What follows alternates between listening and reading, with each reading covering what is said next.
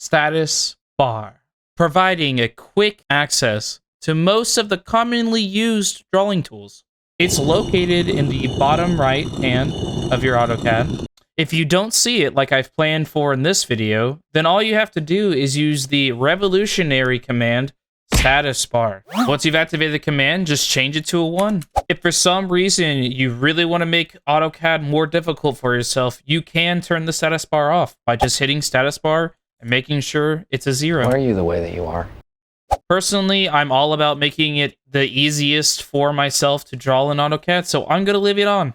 Now, the most important icon in your status bar is going to be your customization icon, which is located here.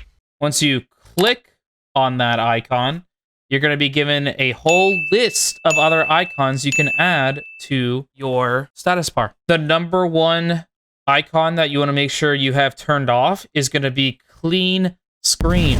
If you click that, it will get rid of everything. You don't want that.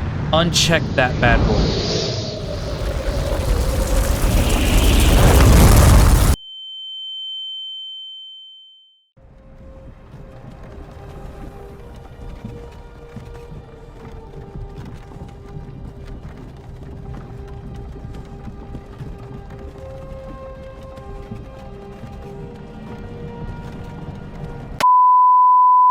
Some of the most common icons that I have turned on are coordinations, snap mode, dynamic input, ortho mode, polar tracking, object snap tracking. These are some of the ones that I use throughout my civil engineering day job. To know if an icon is turned on or off in your status bar, if it has a check mark next to it, then you're good to go.